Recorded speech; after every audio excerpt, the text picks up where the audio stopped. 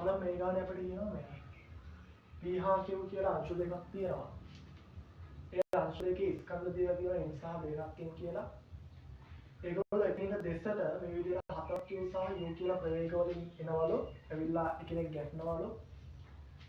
අපිට මේ ගැටුමේදී මේ දෙන අතර ප්‍රත්‍යාඝාත සම්බන්ධ කියලා දෙනවා 4.5 කියලා. එතකොට මේ අපෙන් අහනවා මේ අපේ ප්‍රශ්න දෙකක් අහලා තියෙනවා ගානේ. එකක් තමයි ගැටුමෙන් පස්සේ මේ දෙන්නගේ චලිත ප්‍රතිවිරුද්ධයි කියලා වෙන්නන්නේ.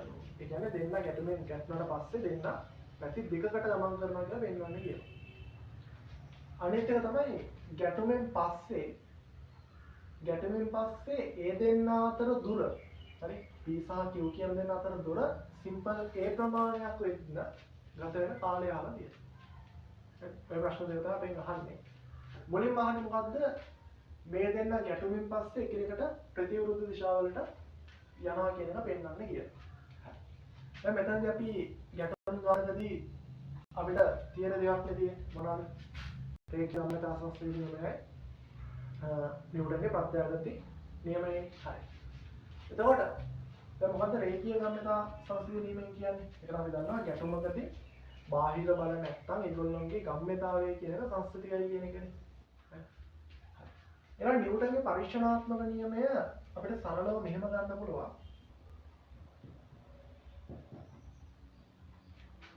මෙහෙම වස්තු දෙකක් එක්කෙනෙක් දෙසට යනවා නම් v1 v2 වගේ ප්‍රවේගයකින් එදෙන ඇවිල්ලා ගැටුමෙන් පස්සේ මේ විදියට ප්‍රතිවිරුද්ධ දිශා දෙකකට යනවා නම් v3 v4 වගේ නිව්ටන්ගේ ප්‍රත්‍යාඝාත නියමයෙන් අපිට ගන්න පුළුවන් ඒ v3 ධන v4 කියන එක සමාන වෙනවා e වතාවක් v1 ධන v2 කියට.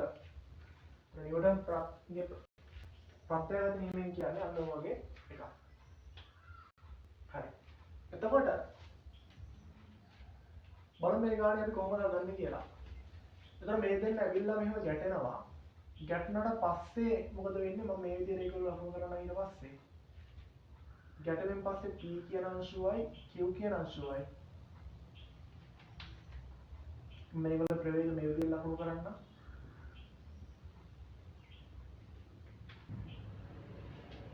දැන් ප්‍රවේග මම ගන්න v1 මෙයා ප්‍රවේග v2 කියලා ගන්න. මේ තියෙන ගැටුමට පසු. මේ තියෙන පෙර අවස්ථාව, මේ තියෙන පසු අවස්ථාව. තර ගැටුමෙන් පස්සේ මේ දෙන ප්‍රතිවිරුද්ධ දිශා දෙකකට යනවා කියලා පෙන්වන්න ඕන. බලමු මොකක්ද කියලා. මුලින්ම මොකද කරන්නේ? රේඛීය ගම්‍යතා සංස්කෘතියේ දාන. ඒ කියන්නේ මොකද i සමානයි delta mv. හරි. එතකොට මෙතනදී අපි දන්නවනේ ආවේගය කියන එක බිඳුවක් වෙනවනේ මේ ගැටුමේදී. එතකොට i සමානයි බිඳුවයි ඒ වගේ දිශාවක් දාන්න ඕනේ දෛශිකෙන්ද. ගම්‍යතා වෙනස ගැටුමට පසු ගම්‍යතාවය වෙන ගැටුමට ගම්‍යතාවය. ගැටුමට පසු ගම්‍යතාව බලන්න මෙයාගේ ස්කන්ධය එන්නේ. ඒතර mv1 මෙයාගේ ස්කන්ධය දෙකක් එන්නේ q වල. ධන දෙකක් mv2. එයාගේ අඩු කරන්න ඕන ආරම්භක ගම්‍යතාවය. ආරම්භයේ මෙයාගේ ගම්‍යතාවය මොකද්ද? m වතාවක් 4ක් q. දැන් මෙතනදී බලන්න එකතුවක් නෙමෙයි. දැන් මේ දෙන්න එකම දිශාවටනේ තිබ්බේ. අවුලක් නෑ අපි මේක දාන සමීකරණේ දාන පැත්තට මේ දෙන්න තිබ්බා. හැබැයි මෙයාගේ ප්‍රවේගය මොකද වෙන්නේ? අපි සමීකරණේ දාන්නේ මෙහෙට මෙයාගේ ප්‍රවේගය තියෙන අනිත් පැත්තට. දිශාව වෙනස් නිසා මොකද වෙන්නේ? ඍණ වෙනවා මෙතනනේ. ඒතර දෙකක් m ප්‍රවේගය කොයි විදිහකට ගන්න පුළුවන්. m කියන එක කැපිලා යනවානේ. මේ සරල සුළු කරොත් v1 ධන දෙකක් v2 කියන එක මට සමාන කරන්න පුළුවන්. මෙතනින් එනවා 4ක් q කෙනෙක්. හරි. මෙතන එනවා 4ක් q කෙනෙක්. අතනින් මොකක්ද වෙන්නේ? එතනින් ඍණ දෙකක් q වෙනව නේද? m කැපිලා යනවා. m කැපිලා ගියාම මෙතන එනවා 4ක් q සමාන ලකුණු මෙහෙට ගෙනාවම මේ පැත්තට එනවා ඍණ දෙකක් q කියන දෙකක් q නේ. මේක පළවෙනි සම්බන්ධය විදිහට ගන්න පුළුවන්. දැන් දාන ඊළඟ නිව්ටන්ගේ පරීක්ෂණාත්මක නියමය නැත්නම් ප්‍රත්‍යාඝාත නියමය. එතනදී මොකද වෙන්නේ? මේ විදිහට මේ නිව්ටන් පරිශනාත්මක නියම නැත්නම් ප්‍රත්‍යාගත නියමය කියන එක මතක තියාගන්න ලේසි මේ ක්‍රමේ. හරිද? උතර රූප සලං හැමතිස්සෙම මේ විදිහට හිතන්න මේ විදිහට හිතුවත් අපිට මේක පැටලෙන්නේ නැහැ. එතකොට මේකේ අදහස මොකද්ද? ගැටුමට පස්සේ ප්‍රවේගයන්ගේ එකතුවනේ. මේ පැත්තට දෙපැත්තට තියෙන මේ ප්‍රවේගයන්ගේ එකතුව සමානයිලු ගැටුමට පෙර ඒගොල්ලෝගේ මේ එකිනෙක දෙසට තියෙන ප්‍රවේගයන්ගේ එකතුව වතාවක් ප්‍රත්‍යාගති සංගුණකයට. දැන් ගැටුමට පස්සේ ප්‍රවේගය මේ හැඩෙන් තියෙන්න ඕනේ මෙහෙම ගන්නවා. හරි. මේ හැඩෙන් තියෙන්න ඕනේ.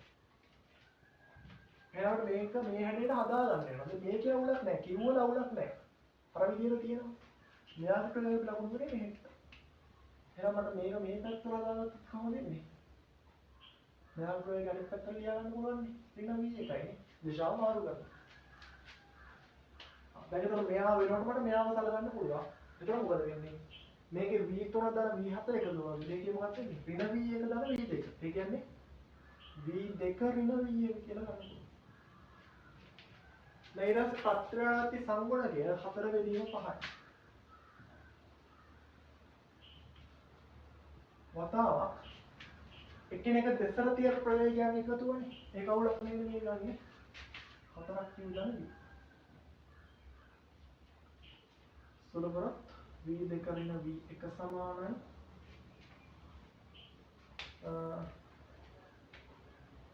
මතය නෝනේ 4ක් q කියන්නේ 5ක් q. ඒතර 5ක් කැපිලා ගියාම 4ක් q නේ. මේක 2. අපි v1යි v2යි හොයාගමු. මට පුළුවන් පළවෙනි සමීකරණයට දෙවෙනි සමීකරණ එකතු කරමු. පළවෙනි සමීකරණයට දෙවෙනි සමීකරණ එකතු කරාම v1 කැපිලා යනවා. එතකොට එනවා මොකක්ද? 2යි v3ක්. sorry 2යි v2 කියන්නේ 3යි v2 නේ. සමානයි මෙතන 4ක් q 3ක් q කියන්නේ 6ක් q. මේකෙන් මට v2 කියන එක ගන්න පුළුවන් මොකක් කියලා 2ක් q කියලා. v2 කියන්නේ මට ගන්න පුළුවන් 2ක් q කියලා. හරි ඊට පස්සේ v1 ගන්න පුළුවන් අපිට දෙකට ආදේශ කරමු. 2 කියන්නේ v1 කියන්නේ මොකක්ද?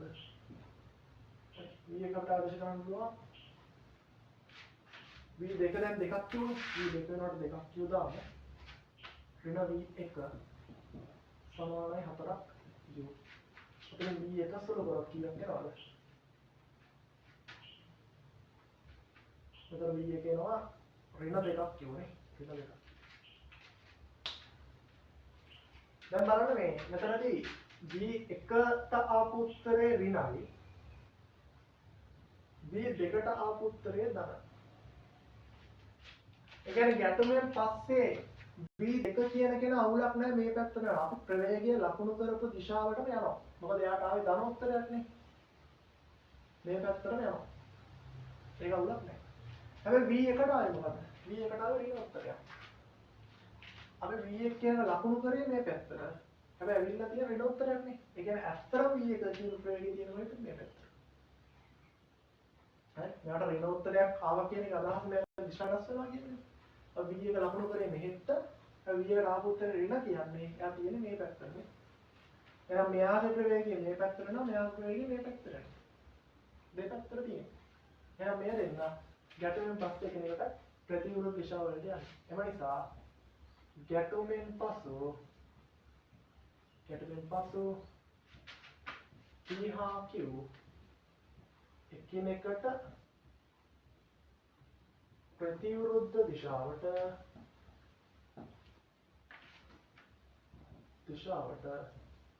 ගමන් ගන්න. ඔය විදිහට ඒක ඔප්පු කරන්න පුළුවන්. හරි. ඊළඟ ගානේ කියලා තිබ්බ මොකද්ද? ගැටුමෙන් පස්සේ මේ දෙන්නාගේ දොරවල් අතර මේ දෙන්න අතර දුර සිම්පල් a වෙද්දී ගැටුමෙන් පස්සේ P හා Q කියන දෙන්නගේ දුර සිම්පල් a වෙන්න යන කාලය තමයි අහලා තිබෙන්නේ. මේ කියන්නේ අහන්නේ ඒකනේ. මේ දෙන්න අතර දුර සිම්පල් a වෙන්න ගත වෙන කාලය. මොකද කරන්නේ? දැන් මේ වගේ අවස්ථාවක දෙන්නෙක් චලිත වෙනවනේ. දෙන්නෙක් චලිත වෙන වෙලාවක මොකද කරන්නේ? ගාන හිතන් දෙන්නෙක්ගේ චලිතයන් එකපාර හිතලා ගාන හදන්න අමාරු නිසා මොකද කරන්නේ? එක්කෙනෙක් නිශ්චල කරලා අනිත් කෙනාගේ චලිතය හිතනවා. ඒක තමයි මම කියන්නේ. සාපේක්ෂ චලිතය කියන්නේ. එහෙනම් එක්කෙනෙක් නිශ්චල කරලා එක්කෙනෙක් ගැන හිතමු. හරි. කවුද නිශ්චල කරන්නේ? Q නිශ්චල කරලා අපි P ගැන බලමු. එතකොට අපි හොයාගමු Qට සාපේක්ෂව P ගේ ප්‍රවේගය. හරි. මෙයා නිශ්චල කරනවා.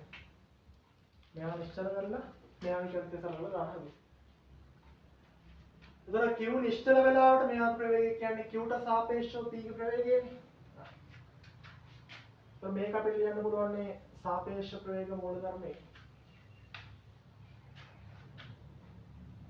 පොළවට සාපේක්ෂව P ගේ ප්‍රවේගය තමයි පොළවට සාපේක්ෂව Q ගේ ප්‍රවේගය කියලා ලියන්න පුළුවන්. සාපේක්ෂ ප්‍රවේග මූලධර්ම. පොළවට සාපේක්ෂව P. පොළවට සාපේක්ෂව P කොහෙටද යන්නේ? පොළවට සාපේක්ෂව P ගමන් කරන්නේ කොහෙටද? මේ පැත්තට නේද?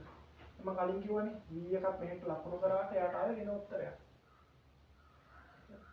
පොළවට සාපේක්ෂව යන්නේ මේ පැත්තට. හරි. දෙකක් Q කියන ප්‍රවේගය තියෙන්නේ හරි මේ පැත්තට. දැන් පොළවට සාපේක්ෂව P ප්‍රවේගය ඔව්. ඊළඟට මේ තියෙන්නේ මොකද්ද? Qට සාපේක්ෂව පොළ වේගය. Qට සාපේක්ෂව පොළ වේගය කියන්නේ මොකද්ද? පොළවට සාපේක්ෂව Q වේගය අනිත් පැත්තනේ. පොළවට සාපේක්ෂව Q කොහෙටද? පොළවට සාපේක්ෂව Q යන්නේ මෙහෙටනේ. පොළවට සාපේක්ෂව Q යන්නේ මෙහෙට. එහෙනම් Qට සාපේක්ෂව පොළව කියන්නේ මොකද්ද? ඔක අනිත් පැත්ත. හරි. යාළුවෝ වේගය දෙකක් කියවම තමයි. මේ පැත්තට. සමානයි. හතරක්. එහෙනම් Q නිශ්චල වෙලාවට P ගේ චලිතය තියෙන්නේ මේ පැත්තට. එහෙනම් අපිට ගත වෙන කාලය කාටවත් සාපේක්ෂ නැහැ. ඒකෙන් අපිට මේ සාපේක්ෂ අවස්ථාවෙන් ගාන හදලා කාලය ගත්තා. කොහොමද කාලයට එන්නේ එකම උත්තරයක්ම තමයි. ඒතර Q නිශ්චල වෙලාවේදී දැන් ගැටුමේ ඉඳන් හරි මේ දෙන ගැටුණාට පස්සේ මෙයා නිශ්චල වෙනවා. මෙයා තමයි මෙහෙට යන්නේ. සාපේක්ෂීව. ඒතර P කියන කෙනා හතරක් Q වේගයකින් Q නිශ්චලව තියලා මේ පැත්තට යනවා. එහෙනම් මෙයා සිම්පල් A දුරක් යන ගත වෙන කාලය තමයි යනවා. එහෙනම් මොකද කරන්නේ?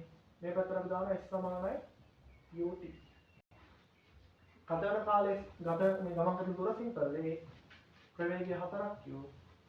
කාලය අපිට මෙතන ගන්න පුළුවන්. කාලය කීයද? හතරක් Q. කියන්නේ ගැටුමෙන් පස්සේ මේ දෙන්න අතර දුර සිම්පල් A ප්‍රමාණයක් වෙන්න එයාට යනවා ඒ බෙදීම හතරක් Q ක කාලයක්. හරිද? ප්‍රවිතර පිට ගන්න හදන්න පුළුවන්. ඒක ගොඩාක්ම සරල කරලා කියලා දෙන්නේ නැහැ. මම හිතනවා අවුලක් නැහැ කියලා.